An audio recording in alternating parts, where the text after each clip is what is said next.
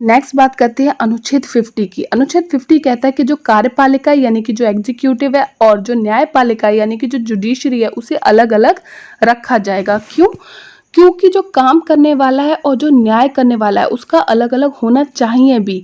ठीक है, तभी तो न्याय हो पाएगा। जो घोटाले हैं वो पकड़ में आएंगे। फॉर एग्जाम्पल एक डीएम है, वो कार्य कर रहा है, ठीक है, अगर वो ही अपने लिए जजमेंट ले पाए तो कभी उसकी मिस्टेक समझ में आएगी ही नहीं, कभी वो खुद को दोषी करार करेगा ही नहीं। इसलिए काम करने वाले अलग हैं और न्याय करने वाले अलग हैं। ठीक है, यही वजह है कि अगर मान लीजिए कोई डीएम, कोई आईएएस, कोई भी इंसान गलत काम करता है, कोई मंत्री गलत डिसीजन लेता है, तो उसके ऊपर कोर्ट है। ठीक है, आप कोर्ट में जा सकते हैं कि ये लोग गलत काम कर रहे हैं। ओके, नेक्स्ट बात करते हैं आर्टिकल 51 की। आर्टिकल 51 बात करता है अंतर्राष्ट्रीय शांति को बढ़ावा देने की, यानी कि जो अंतर्राष्ट्रीय स्तर है, जो इंटरनेशनल स्टेट है, वहां पे जो संधियां हो रही हैं उसको राज्य क्या करेगा, प्रोत्साहित करेगा। मान लीजिए हमारे पीएम मोदी सर हैं, वो जाते हैं और एक अंतर्राष्ट्रीय संधि करके आते हैं शांति के लिए, तो हमारे राज्य का क्या काम है कि हम इसे प्रोत्साहित करेंगे, इसे मोटिवेट करेंगे। ठीक है, नेक्स्ट बात करते हैं राज्य के नीति निर्देशक तत्वों का वर्गीकरण।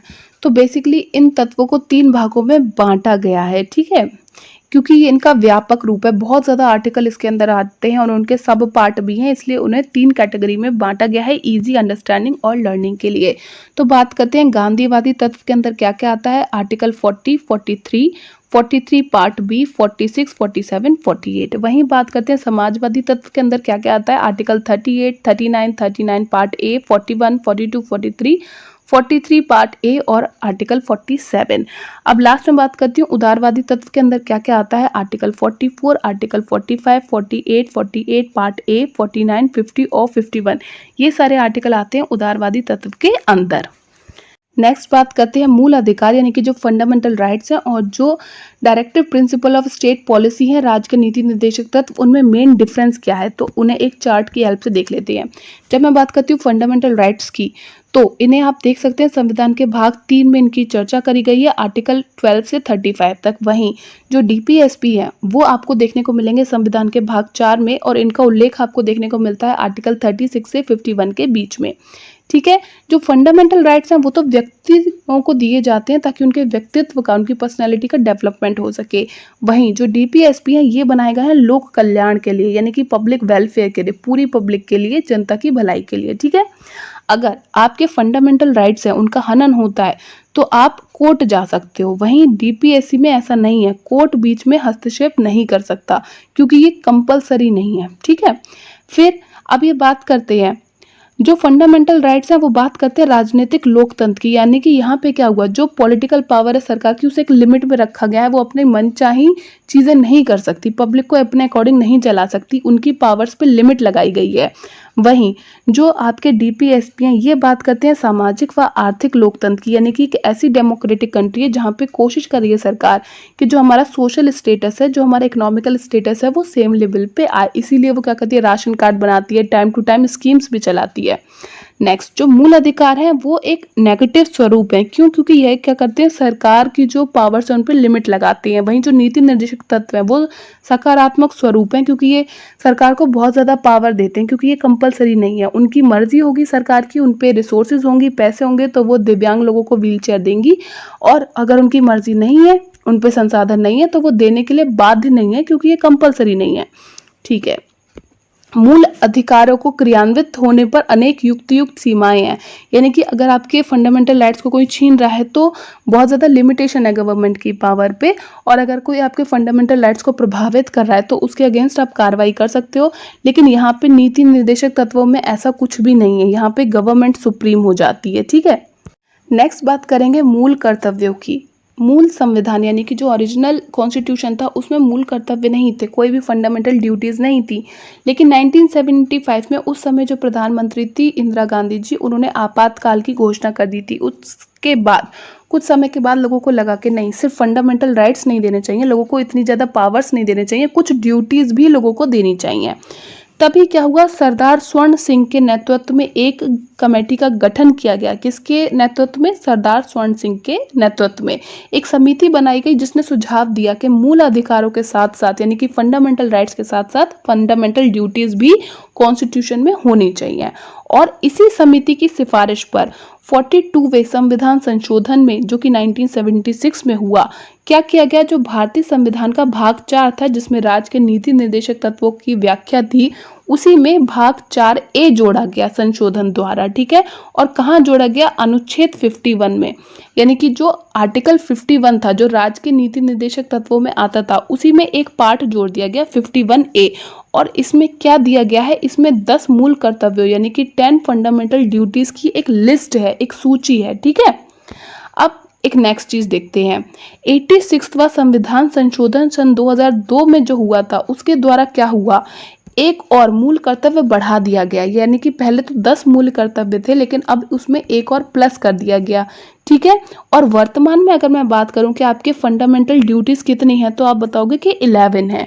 लास्ट कब जुड़ी? आपकी 86वें संविधान संशोधन द्वारा सन 2002 में एक और कर्तव्य जोड़ा गया है, इसीलिए ये इंपॉर्टेंट है। और देखते हैं कि ये कर्तव्य क्या कहता है।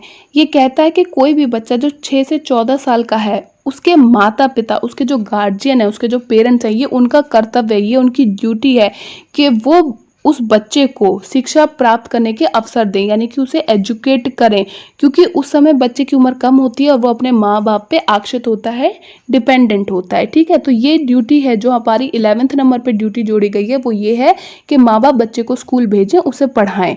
और 86वें संशोधन जो सन 2002 में हुआ था, जिसके द्वारा मूल अधिकार 21 के पार्ट ए में जोड़ा गया था कि 6 से 14 साल के बच्चों को प्राथमिक शिक्षा का अधिकार है, ठीक है। तो वहां पे क्या हुआ था? वहां पे ये बात कही गई थी कि फ्री और कंपलसरी एजुकेशन का राइट है हर बच्चे को जो 6 से 14 साल का है। और वहीं पे हमने देखा कि जो फंडामेंटल ड्यूटीज का 11 नंबर है, उसमें क्या कहा गया है कि ये पेरेंट्स की रिस्पॉन्सिबिलिटी है कि वो बच्चे को स्कूल भेजें, ठीक है। तो दोनों में डिफरेंस है। कई बार क्वेश्चन पूछा जाता है कि भारत में मूल कर्तव्यों को कहाँ से लिया गया है, तो मूल कर्तव्यों को भूतपूर्व सोवियत संघ के संविधान से अपनाया गया है, ठीक है। एक क्वेश्चन ये भी आता है कि क्या शोषण से कमजोर वर्गों की रक्षा करना हमारा मूल कर्तव्य है, तो आप बताओगे नहीं। 4 में से एक ऑप्शन ये मिलता है, ये हमारा कर्तव्य नहीं है, क्योंकि किसी भी इंसान के साथ शोषण हो रहा है, एक्सप्लॉयटेशन हो रहा है, ठीक है, कमजोर तबके का, तो उनकी रक्षा करना ये सरकार की जिम्मेदारी है, पुलिस की जिम्मेदारी है, ये हमारी ड्यूटी नहीं है। अब जो भी हमारी ड्यूटीज़ हैं, फंडामेंटल ड्यूटीज़, उन्हें 1 बाय 1 चेक करेंगे। 11 नंबर की जो ड्यूटी थी वो थी पेरेंट्स की कि वो बच्चे को स्कूल भेजें, वो हम ऑलरेडी डिस्कस कर चुके हैं। अब बात करते हैं बाकी की जो 10 है उनकी। पहली ड्यूटी कहती है कि संविधान का हमें पालन करना है, अपने कॉन्स्टिट्यूशन में जो रूल्स एंड रेगुलेशन है उन्हें हमें फॉलो करना है। जो हमारी आदर्श संस्थाएं हैं, ठीक है, जो हमारा सुप्रीम कोर्ट है, हाई कोर्ट है, उनके रिस्पेक्ट करनी है डिसीजंस की। जो हमारा राष्ट्रीय ध्वज है, जो राष्ट्रीय प्रतीक हैं, जो सिंबल्स हैं, जो राष्ट्रीय गीत है, ठीक है, इन सबको हमें रिस्पेक्ट देना है। आपने देखा होगा कभी भी नेशनल एंथम होती है तो हम सब खड़े हो जाते हैं, ठीक है। फिर हमारी सेकंड ड्यूटी कहती है कि जो राष्ट्रीय आंदोलन है, उसके जो प्रतीक हैं, उसके जो सिंबल्स हैं, उन आदर्शों का हमें पालन करना है। जो हमारे नारे हैं ना, फेमस नारे, उन्हें हमें संभाल कर रखना है, सजे कर रखना है। नेक्स्ट हमारी थर्ड ड्यूटी कहती है देश की संप्रभुता, एकता तथा अखंडता को बनाए रखना है। हमारा देश यूनाइटेड है, सेकुलर है ना हमारी कंट्री। यहाँ पे हर धर्म और जाति के लोग फ्रीली रहते हैं, तो हमें कोई भेदभाव नहीं करना है। इस एकता अखंडता को हमेशा बनाए रखना है, ठीक है, ताकि जो शासन है वो अच्छे से चलता रहे, किसी भी स्ट्रेस या दबाव में ना रहे। नेक्स्ट हमारी फोर्थ ड्यूटी कहती है कि देश की रक्षा करना तथा आह्वान करने पर राष्ट्र की सेवा करना हमारा दायित्व है। मतलब कभी कोई ऐसी कंडीशन आ जाए कि हमारा देश मुसीबत में हो, तो वहाँ पे हमें सेवा भी प्रोवाइड करनी पड़ेगी, अपनी सर्विस भी देनी पड़ेगी और इसकी रक्षा भी करनी पड़ेगी। ये हमारी ड्यूटी है। हमारी फिफ्थ ड्यूटी कहती है कि देश के लोगों में नम्रता से मेल मिलाप तथा भाईचारा बनाए रखना, यानी कि आपको लड़ाई झगड़े से दूर रहना है। आपको एक भाईचारे, एक ब्रदरहुड वाली फीलिंग को डेवलप करना है सबके लिए, सबसे अच्छे से बातचीत करनी है, दंगे फसाद नहीं करने हैं। नेक्स्ट हमारी सिक्स्थ ड्यूटी कहती है कि देश की समृद्ध तथा गौरवपूर्ण समृद्धि की रक्षा करना। हमारा जो भारत है, यहाँ पे बहुत ज़्यादा हमारी कल्चर हेरिटेज है, बहुत सारी चीज़ें हैं, ठीक है, ऐतिहासिक चीज़ें, हमें उन्हें बनाए रखना है, ठीक है। नेक्स्ट सेवेंथ नंबर की ड्यूटी है, वो थोड़ी इंपॉर्टेंट है। किसी भी नागरिक की जिम्मेदारी है कि आसपास के एनवायरनमेंट को, फॉरेस्ट को और उसमें रहने वाले जीवों की रक्षा करना है, ठीक है। अब यहाँ पे एक चीज रिमाइंड करते हैं कि आर्टिकल 48A में भी हमने पढ़ा था कि पर्यावरण, वन तथा वन्य जीवों की रक्षा करना, लेकिन यहाँ पे डिफरेंस है। जब सेवेंथ ड्यूटी की बात हो रही है तो यहाँ पे बात हो रही है सिटीजन की। हम सब नागरिकों की जिम्मेदारी है कि पर्यावरण को बचाएं, वन को बचाएं और वन में रहने वाले जीवों को। लेकिन जो आर्टिकल 48 के पार्ट ए में कहा गई थी, तो वो जिम्मेदारी राज्य की थी, वो स्टेट की जिम्मेदारी थी कि उसके अंतर्गत जो भी पर्यावरण आ रहा है, वन आ रहा है, वन्य जीव आ रहे हैं, उन्हें संरक्षण प्रदान करे, ये सरकार का कर्तव्य था। ठीक है, जिसे लागू किया गया था, ऐड किया गया था इसे 42वें संविधान संशोधन में, जो कि 1976 में आया था। नेक्स्ट, हमारी 8th नंबर की ड्यूटी कहती है कि हमें एक वैज्ञानिक दृष्टिकोण को अपनाना चाहिए।